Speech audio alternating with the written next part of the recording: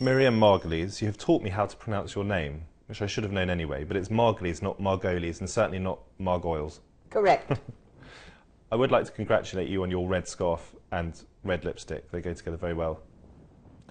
Oh, I'm glad you say that.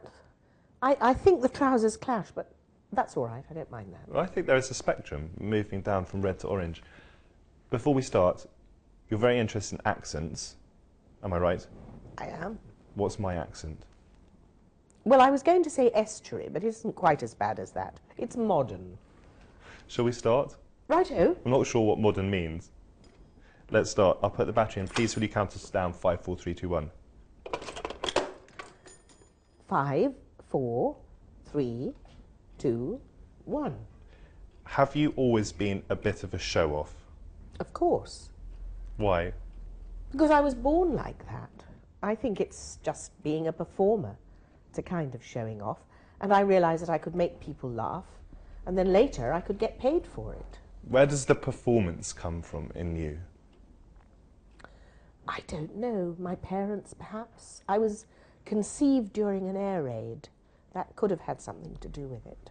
Do you think it's fair to say that you're capable of being fairly outrageous? Oh, I'm capable of it. And I do it sometimes, but I'm not outrageous all the time. If I'm at home, I'm very quiet and actually rather boring. Would you say you have a public persona then? No, I do not. Why provocative? Why do you provoke sometimes? Because I want to get close to people.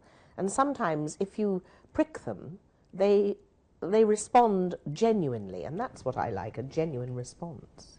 Do you see yourself, we'll come to acting, your career, in a minute, but do you also see yourself as a sort of comedian? No, I'm not a comedian. I'm not outrageous. All these things you say about me, they're not true at all. But you've just said it was a fair question about I outrageous. think it's a fair question, darling, but it's not true.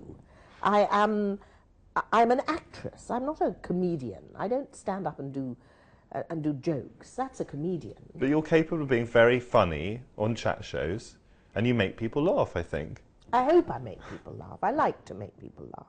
But I'm not a comedian, because that's not what I want to be. I mean, you could describe me whatever you like, but I don't want to be a comedian. Do you enjoy the limelight?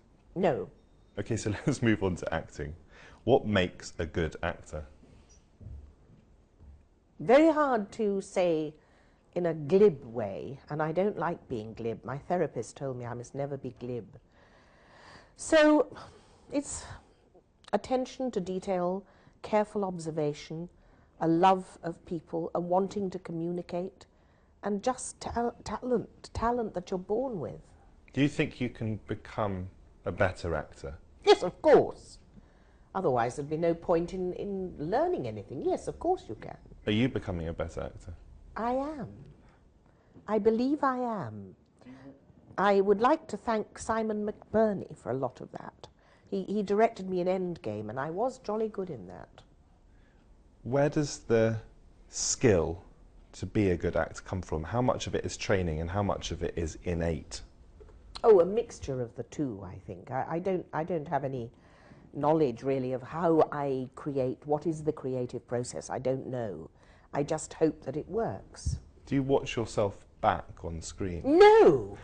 That would be appalling. No, of course not. First of all, it's silly because you only are conscious of the mistakes you make.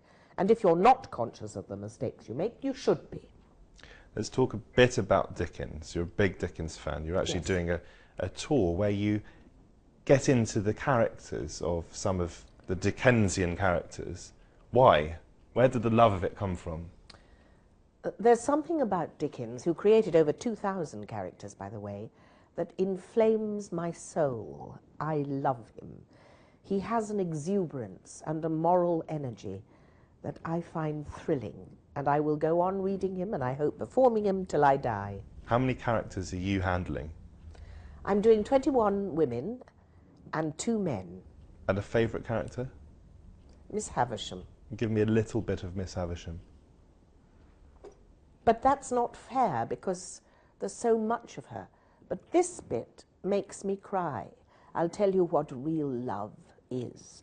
It is blind devotion, unquestioning self-humiliation, utter submission trust and belief against yourself and against the whole world, giving up your whole heart and soul to the smiter, as I did. What does love mean to you? Well, none of the above. Love means to me joy in another person's company, wanting to immerse yourself physically, spiritually, and emotionally. And I've been very lucky. I have someone in my life like that. Quickly tell me, what do you make of life? Fun and heartache. And what do you think happens after death? Absolutely nothing. Miriam Margolyes, thank you very much for spending 5 minutes with me. Well, it was a pleasure. I hope you'll come to Dickens Women.